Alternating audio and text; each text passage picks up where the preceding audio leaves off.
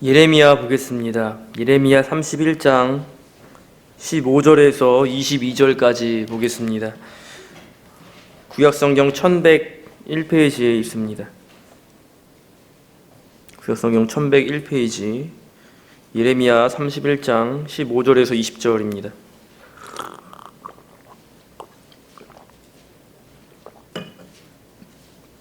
예레미야 31장 15절에서 22절까지 다 찾으신 줄 알고 제가 봉독하도록 하겠습니다.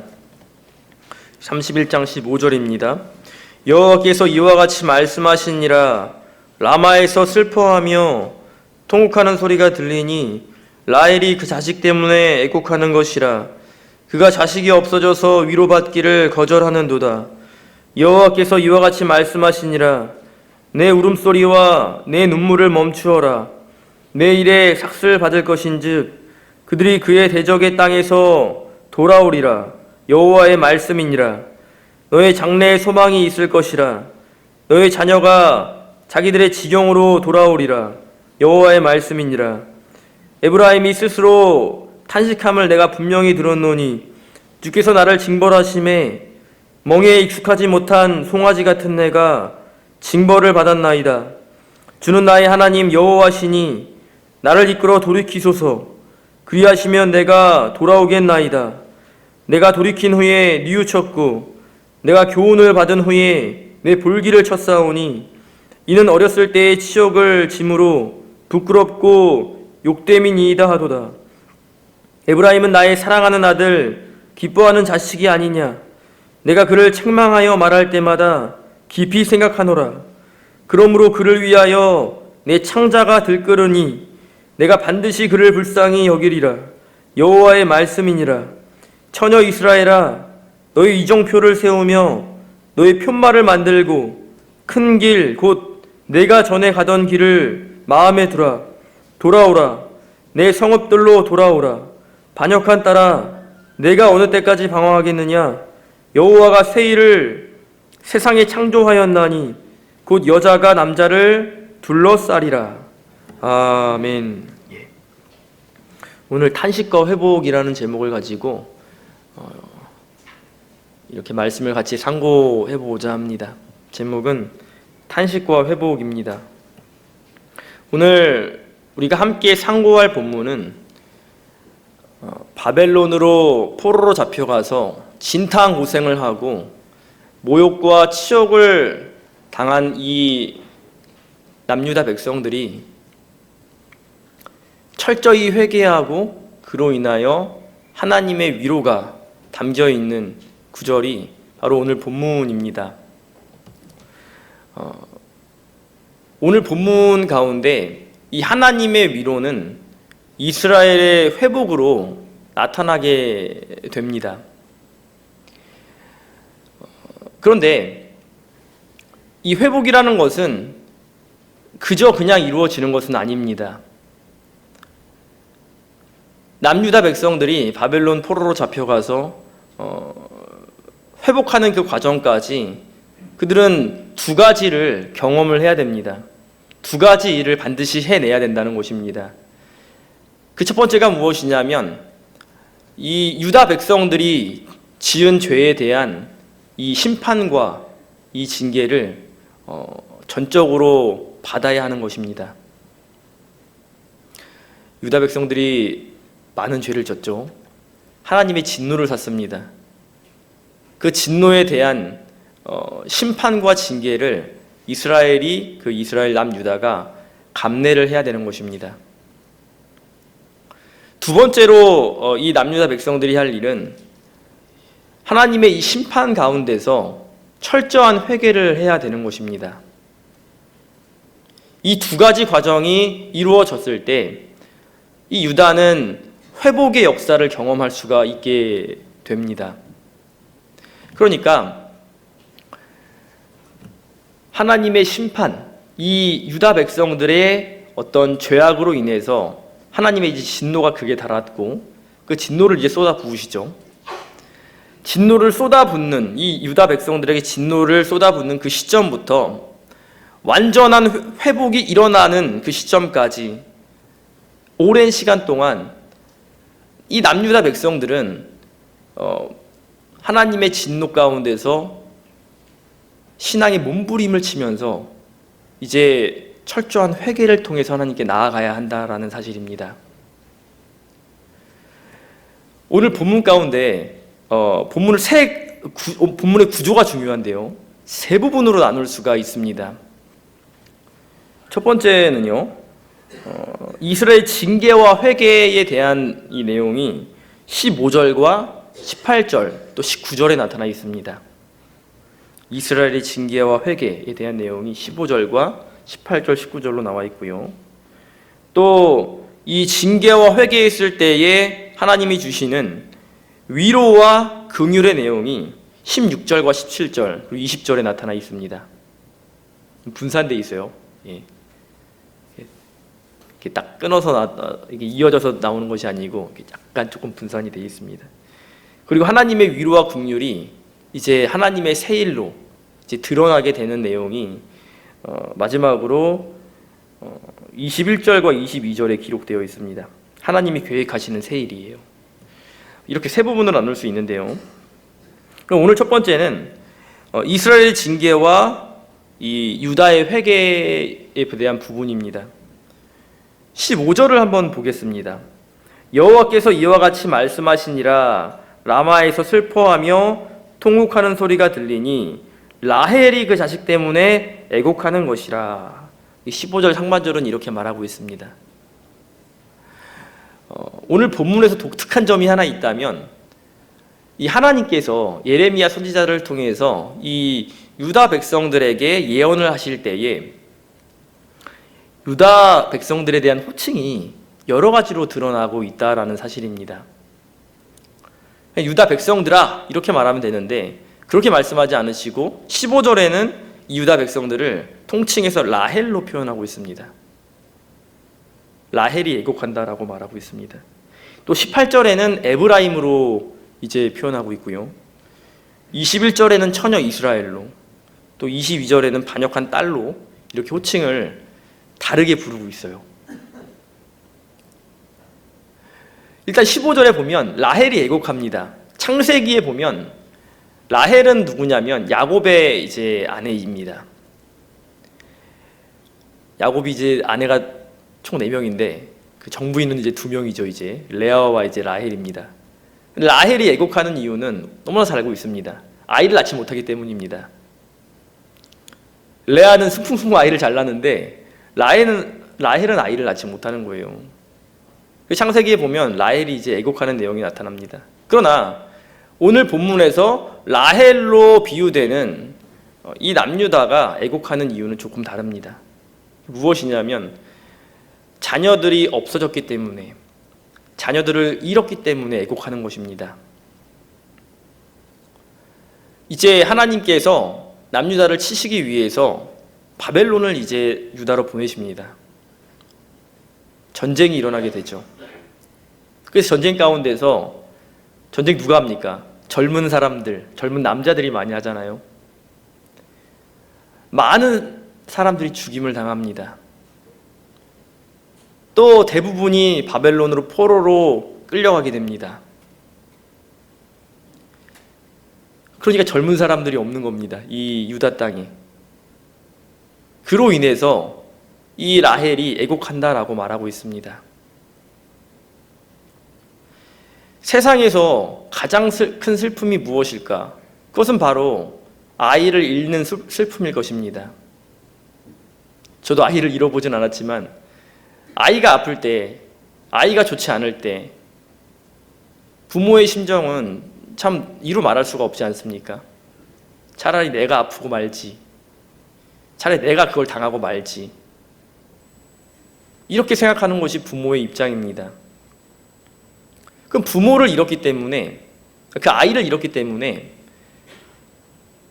이 라헬이 지금 뭐라고 말하고 있냐면요, 그 뒤에 내용을 읽어보겠습니다. 라헬이 그 자식 때문에 애곡하는 것이라 그가 자식이 없어져서 위로받기를 거절하는도다. 위로받기를 거절한다. 자녀를 잃을 때 그 어떤 말이 위로가 되겠습니까? 무수한 자녀를 잃었습니다. 이스라엘의 이 남유다의 많은 젊은 사람들이 죽어나가고 포로로 잡혀갔습니다. 위로받기를 거절하는 것입니다.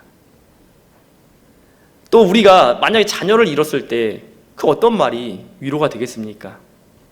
그런데 여기에는요, 또 다른 의미가 담겨져 있는데 그것이 무엇이냐면 하나님의 위로가 없다라는 것입니다. 아주 큰 슬픔 가운데서 다시금 일어설 수 있는 이유는 이 성도가요, 하나님의 위로가 있기 때문입니다. 사람의 위로는 위로가 되지 않기 때문에 거절할 수 있지만 하나님이 주시는 위로는 거절이 안 됩니다. 은혜로 드러나기 때문입니다. 그러나 남유다에는 하나님의 은혜가 없습니다. 하나님의 위로가 없다라는 것입니다. 나라를 잃고 재산을 잃고 자녀를 잃었습니다. 그럼 이제는 하나님의 위로가 있어야 되는데 하나님의 위로는커녕 무엇이 있는가? 오히려 더 큰 수모와 수치와 모욕뿐이라는 것입니다. 많은 걸 잃었고 모든 걸 잃었지만 하나님의 진노가 꺼지지 않았다라는 거예요. 유다 백성들에 대한 하나님의 진노가. 창세기부터 보면 일반적으로 하나님께서 어느 정도 내치신 후에는 다시금 이제 감싸 안아주시거든요. 이렇게까지 큰 모욕과 수치와 아픔과 괴로움을 경험하게 하시진 않았었습니다. 왜냐하면 그러한 괴로움이 있기 전에 하나님께서 감싸 안아주셨기 때문입니다. 그러나 바벨론의 포로로 잡혀갈 때 그때에는 하나님의 위로가 보이질 않는 겁니다. 왜냐하면 모든 걸 잃었는데 지금 이제 해야 될 것이 무엇이냐면 바벨론 포로 생활하는 것입니다. 복구가 안 되는 것입니다. 복구할 수가 없는 겁니다.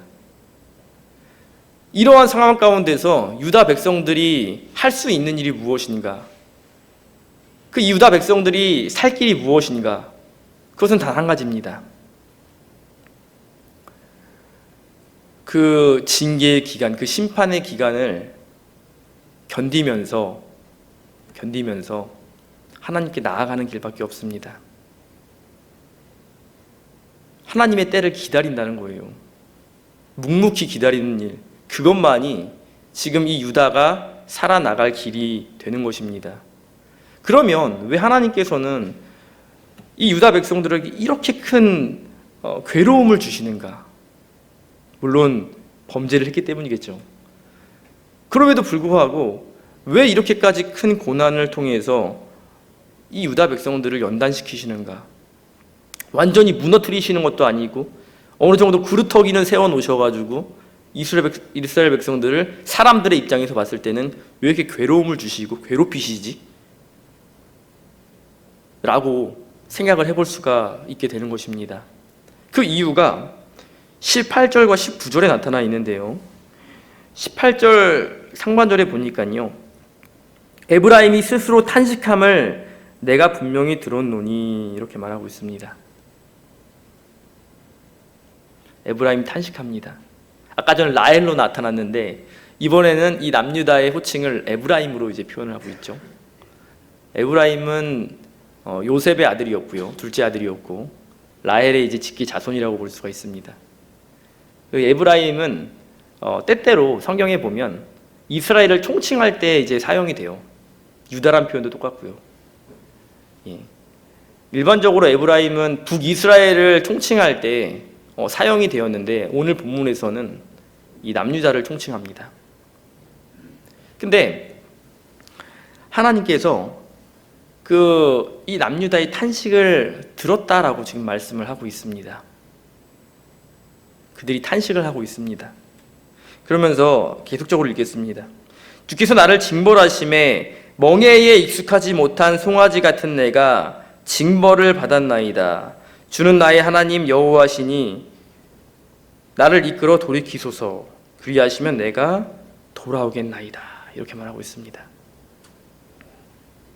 하나님께서 그 진노를 퍼부으실 때 그 유다 백성들이 그 진노를 다 받고 있죠. 지금 받고 있는 가운데서 놀라운 사실이 일어납니다. 무엇이냐면 이 유다 백성들이 하나님을 완전히 떠나거나 하나님 완전히 버리거나 혹은 하나님께 불평하는 것이 아니고 괴로움이 심하면 심할수록 하나님의 징계가 거세면 거셀수록 지금 이 유다 백성들이 깨달은 것은 무엇이냐면 자신들이 하나님 앞에서 멍에에 익숙하지 못한 송아지와 같은 자신을 발견했다라는 사실입니다. 그러니까 유다 백성들의 탄식은 하나님에 대한 불평이 아니고 회개로 나타나고 있습니다. 주인이 농부가 이제 송아지에게 밭을 갈게 하기 위해서 멍에를 씌웁니다. 근데 한 번도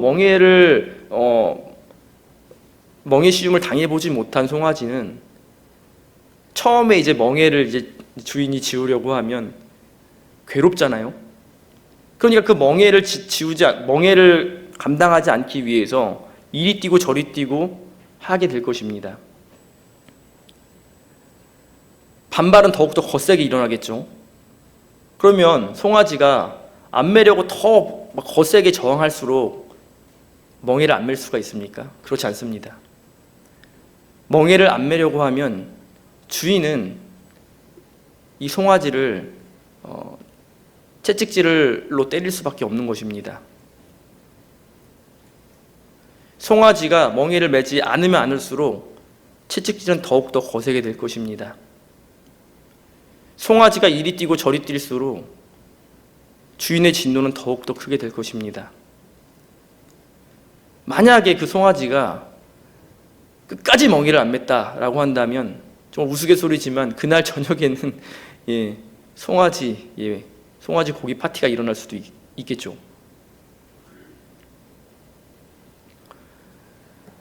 유다 백성들은 자신들이 이 하나님의 징계를 받으면서 무엇을 생각했는가? 자신들의 삶을 돌아봤습니다. 또 이스라엘 역사를 돌아봤습니다.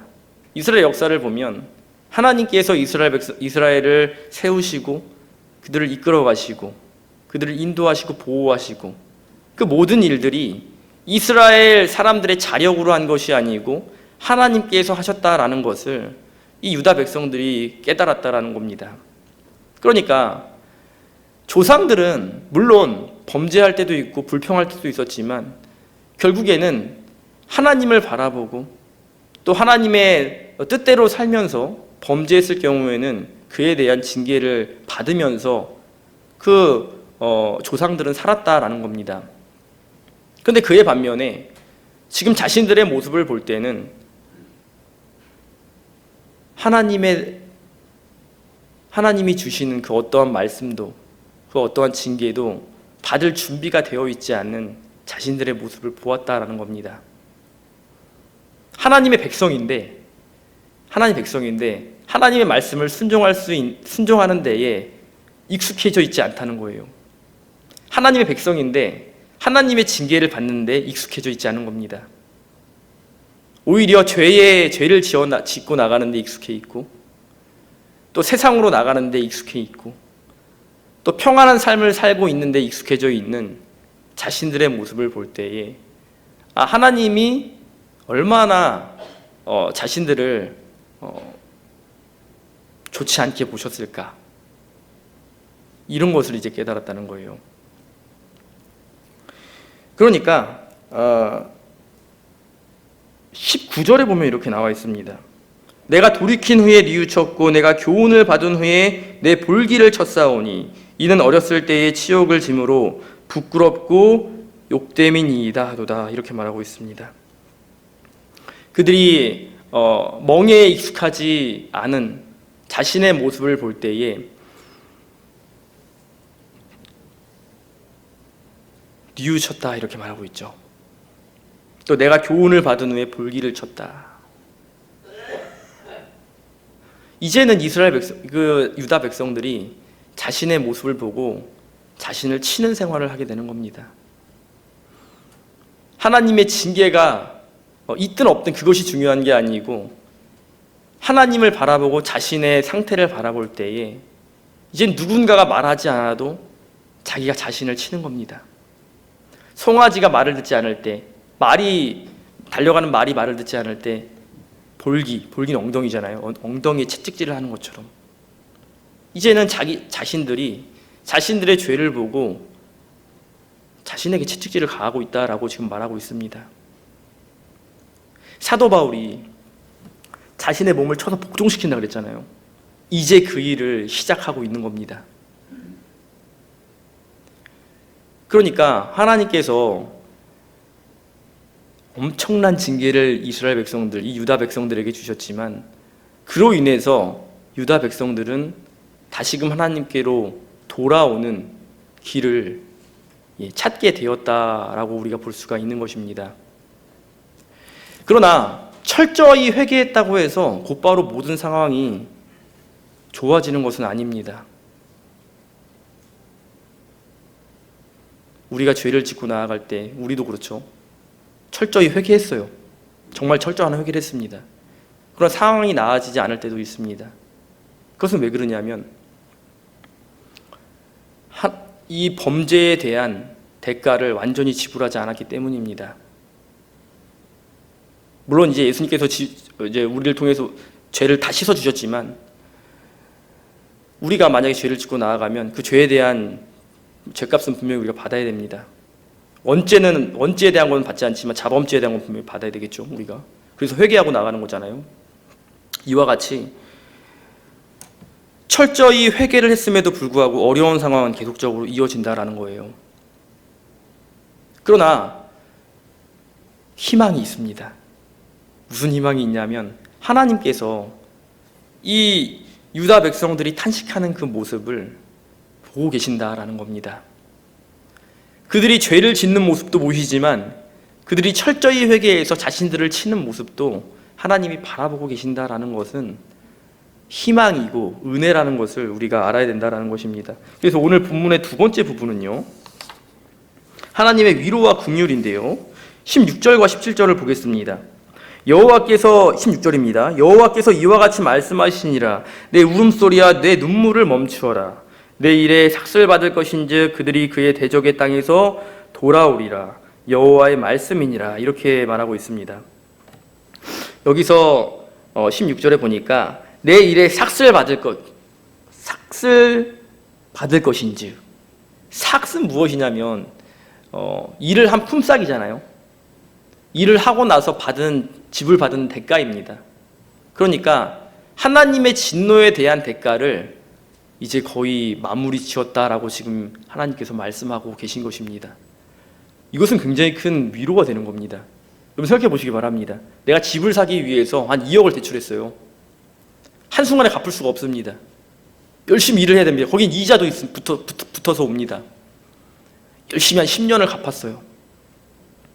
이제 한 100만 원 남았습니다. 그럼 어때요? 일반적으로는 아직도 100만 원인가? 라고 생각하지 않을 것입니다. 어떻게 생각하냐면 이제 100만 원밖에 안 남았구나. 요것만 갚으면 이제 요 집은 이제 내 집이 되는구나. 이런 의미로 지금 하나님께서 말씀하시는 것입니다. 너희들이 아주 큰 범죄를 저질렀지만 그에 대한 대가가 이제 거의 지불되었어. 이 너희들이 할 일은 나의 기적을 바라보는 일이야 지금라고 하나님께서 이스라엘 백성들에게 말씀을 하고 계신다라는 겁니다. 그러면서 17절을 보면요, 너의 장래의 소망이 있을 것이라. 너의 자녀가 자기들의 지경으로 돌아오리라. 여호와의 말씀이니라. 하나님의 위로가 이제 회복으로 드러나게 될 것이니까 너희들은 그것을 경험하게 될 것이다 라고 지금 말하고 있습니다. 그러니까 예언의 말씀은 지금 유다 백성들에게 들려지고 있지만 그럼에도 불구하고 어때요? 아직 상황이 전혀 나아지진 않았습니다. 조금도 변한 것이 없어요. 한 가지 변한 것이 있다면 하나님의 음성이 이제 유다 백성들에게 왔다라는 것뿐이 없습니다. 상황은 전혀 나아지지 않았습니다. 계속적으로 포로 생활을 해야 되고 유다 백성들은 또 포로 가운데서 모욕과 수치를 계속적으로 경험해야 됩니다. 그러나 그것을 하는 날이 이제는 얼마 남지 않았다라는 것을 생각해 볼 때에 그들은 충분히 희망을 갖고 하루하루를 힘차게 생활할 수가 있다라는 것입니다.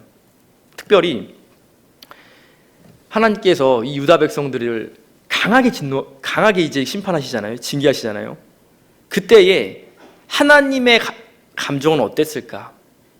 그 구절이 바로 20절에 보면 나타나 있습니다.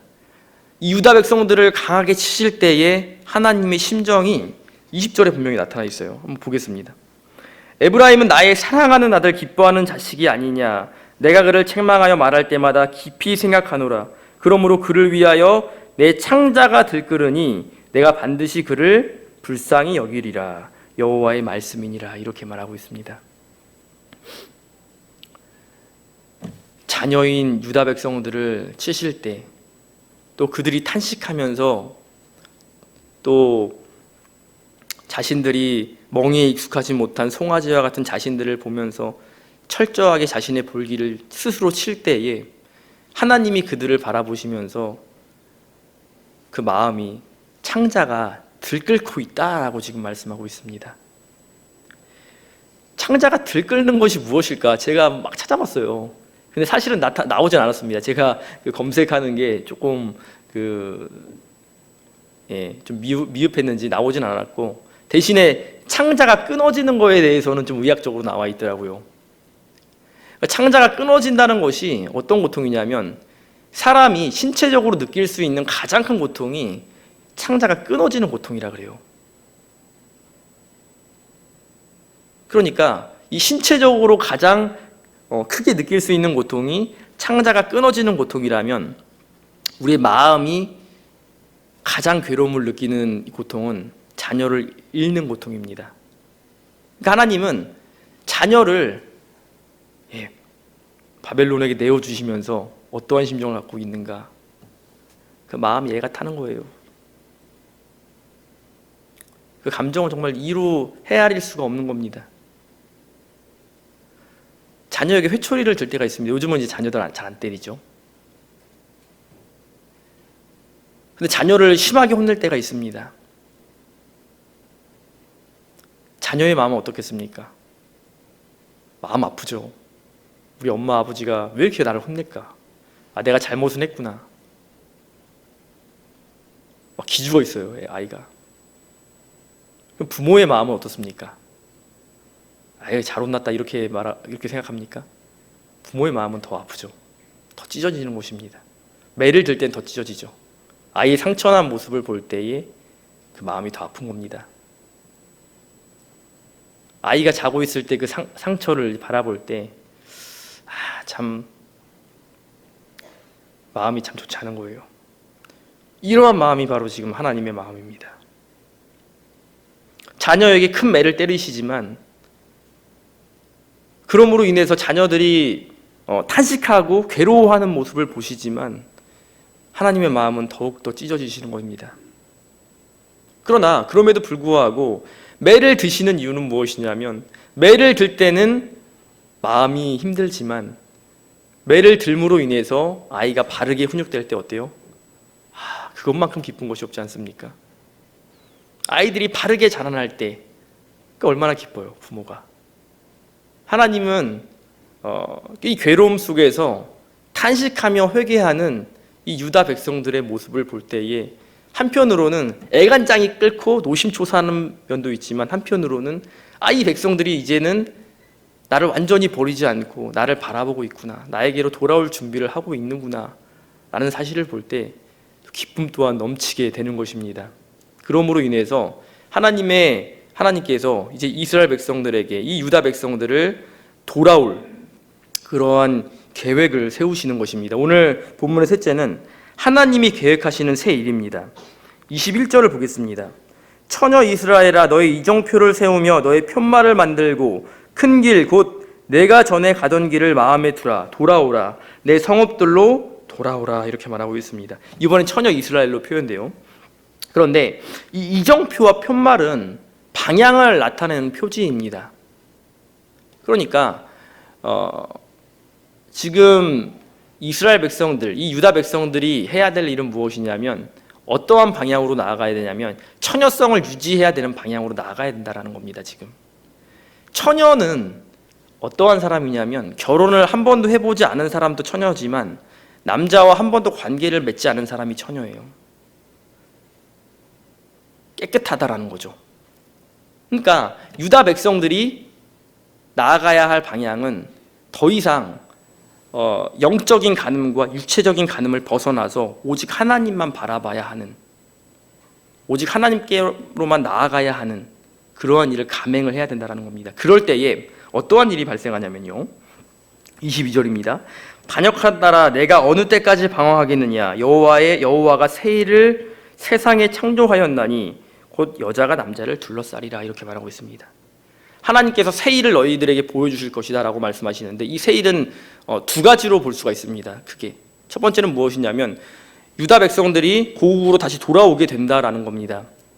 사실은 이 고국으로 이 유다 백성들이 돌아오기 위해서는 두 가지 상황이 돼야 됩니다. 그러니까 두 가지 상황 중에서 한 가지 상황이 확실하게 돼야지만 돌아올 수가 있어요. 첫 번째가 무엇이냐면 유다 백성들이 이 바벨론보다 훨씬 더 강해지는 일입니다.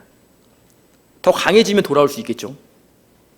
그러나 유다의 상황은 바벨론을 능가할 만한 힘을 기를 수 있는 상황이 절대 아니에요. 왜냐하면 바벨론이 침공한 이후에 유다 땅은 황폐됐을 뿐만 아니고 또 많은 사람들이 포로로 잡혀가고 또 어떤 사람들은 다 흩어졌기 때문입니다. 그러니까 세력을 키울 수도 없고, 아무리 세력을 키운다고 해도 그 당시에 패권 국가인 바벨론을 이긴다는 것은 말이 안 되는 겁니다. 그건 불가능한 일이죠.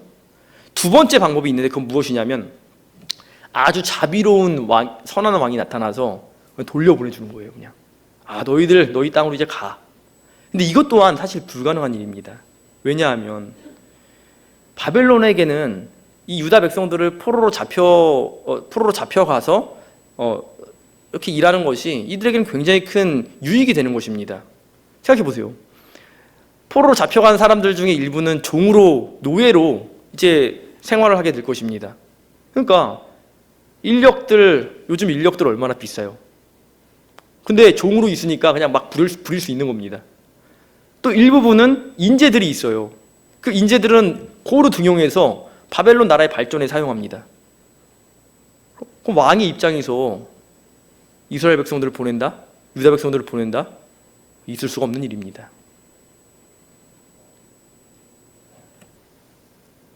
모세 때에 바로가 이스라엘 백성들 절대 안 보내잖아요. 보낸다는 것은 결국에는 자신들이 받을 수 있는, 취할 수 있는 이득을 떠나 보낸다라는 것밖에 안 되는 겁니다. 그러니까 경험할 수 있는 이득을 그냥 보내버리는 거예요. 그러니까 얻는 게 없고 오히려 잃는 것이 맞는 이러한 상황에 처해 있게 된다는 거죠. 그러나 하나님이 개입을 하시니까 어떤 일이 발생하냐면 나중에 바벨론이 망하고 이 고레스라는 아주 자비로운 왕이 나타나서 이스라엘 백성들을 고국으로, 이 유다 백성들을 고국으로 돌려보내는 놀라운 역사가 이제 일어나게 될 것이다라고 지금 하나님께서 말씀하시는 것이고, 그 일이 이제 진짜로 일어나게 되었다라는 것입니다. 그것이 바로 하나님의 새 일이 될 수가 있는 거예요. 그러니까 돌아오게 되는 것이고요. 두 번째 하나님의 새 일은 무엇이냐면 여기 22절 하반절에 분명히 나와 있죠. 여자가 남자를 둘러싸리라. 이게 무슨 얘기냐면요, 전쟁을 하고 나면 아까 전에도 설교 시간에 잠깐 언급했듯이 남자의 수가 급격하게 감소할 수밖에 없습니다. 왜냐하면 전쟁에는 남자들이 참여하기 때문이에요. 근데 일반적으로 젊은 남자들이 참전합니다. 근데 그 남자들이 거의 다 죽었어요. 또 살아있는 남자들, 청년들도 다 포로로 잡혀갔어요. 그러니까 번성을 하고 싶어도 번성할 수 없습니다. 왜냐하면 남자가 없기 때문이에요. 그러나 하나님의 때에 이제 유다 백성들이 이 바벨론에서 돌아오게 되면 거기에는 무수한 남자들이 있을 거 아니에요. 70년 동안 어쨌든 번성을 했기 때문에. 그러면 고국에서 남녀가 결혼을 해서 다시금 번성해지고 이스라엘이 세워지는 그 놀라운 기적의 역사, 너희들이 정말 생각지도 않았던 그 일이 다시금 일어나게 될 것이다 라고 지금 말하고 있는 것입니다. 그러니까 하나님께서 내가 너희들을 버렸지만 다시 내가 너희들을 데리고 와서 너희들을 세우는 날이 올 것이다. 그것이 얼마 남지 않았다. 라고 지금 말하고 있는 것입니다. 말씀을 맺겠습니다. 오늘 본문을 통해서 우리는 세 가지를 이제 접할 수 있게 되는데요. 첫 번째는 무엇이냐면 하나님의 징계가 결과적으로는 유익하다라는 것입니다. 유다 백성들은요, 이제 수많은 것들을 잃어버리고 빼앗기고 또 수치와 모욕을 경험했지만 이 모든 상황은 순전히 전체적으로 통틀어 봤을 때는 유다를 위한 것이다라고 볼 수가 있는 것입니다. 왜냐하면 징계 가운데서 그들은 자신을 돌아볼 수 있는 시간들을 가지게 되었고 또 하나님께로 돌아올 수 있는 기회를 그들이 마련했기 때문입니다. 만약에 이러한 큰 징계가 있지 않았다면 유다 백성들은 하나님께 돌아올 수 없습니다. 여전히 죄 가운데 있을 수밖에 없다라는 겁니다. 그러니까 이 징계라는 것이 크게 하나의 뭉탱이로 놓고 봤을 때는 바울이 말했던 것처럼 로마서 8장 28절인가요? 모든 것이 합력하여 이제 선을 이루게 된다라는 거죠. 그렇기 때문에 징계가 항상 유익하다라고 볼 수가 있는 겁니다. 징계라는 것은 육체적으로는 굉장히 너무 힘들지만 유익하다라고 볼 수가 있고요. 두 번째는 하나님은 죄를 결코 간과하지 않으신다라는 사실입니다. 죄라는 것이 참 설교할 때 참 부담스러운 면도 있습니다. 저도 죄인이기 때문입니다. 그렇지만 우리는 다 죄인이기 때문에 그렇기 때문에 하나님께 나아가야 됩니다. 그러나 우리가 죄를 다 탕감을 받았음에도 불구하고 우리가 짓는 죄가 더욱 클수록 하나님에 대한 징계가 더욱더 가중된다라는 사실을 우리는 알아야 됩니다. 죄에 대해 민감해야 된다는 거예요. 우리가 민감할 필요가 분명히 있습니다. 세 번째는요, 하나님의 징계는 회개를 이끌어낸다라는 겁니다. 이것이 오늘 본문의 포인트입니다. 제가 잡은 본문의 포인트입니다. 징계라는 것이 회개를 이끌어낸다. 유다 백성들이 그 징계 가운데서 완전히 넘어지고 자포자기하는 것이 아니고 넘어지고 쓰러지고 또 멈춰 있었지만 그 가운데서 하나님께서 다시금 그들을 일으켜 세우시는 역사를 그들이 경험하게 됩니다. 그들은 자신들이 한 번도 멍에를 매지 않은, 멍에 익숙하지 못한 송아지들로 자신들을 표현하고 자신들의 모습을 바라봤다라는 겁니다. 그리고 회개하고 나왔죠. 오늘 말씀을 통해서 우리는 유다 백성처럼 멍에에 익숙하지 않은 그런 송아지와 같은 모습이 나에게는 없는지를 생각해 봐야 됩니다. 내가 10년을, 20년을, 30년을 또 더 많이 혹은 그보다 적게 우리가 신앙생활을 했지만 그럼에도 불구하고 아직까지 우리의 모습이 하나님이 보실 때에 멍에에 익숙하지 않은 그 송아지와 같은 모습이 나에게는 없는가? 그것을 생각해 봐야 한다라는 것입니다. 한 해가 저물어가는 이때에 우리가 또 이제 내년을 위해서 새로운 일꾼도 세우지만 또 새로운 각오를 다지지 않겠습니까? 그 새로운 각오를 다지기 전에 우리가 먼저 해야 될 일은 우리 자신을 돌아보는 일이라고 생각이 듭니다. 철저한 회개를 통해서만이 우리가 앞으로 나아갈 수가 있다라는 것입니다.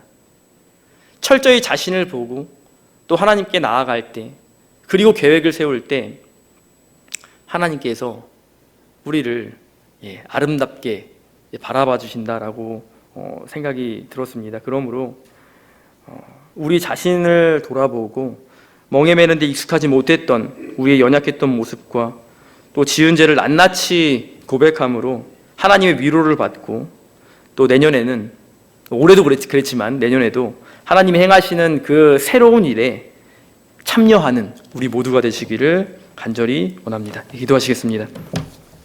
거룩하신 하나님 아버지, 은혜와 사랑을 진심으로 감사합니다.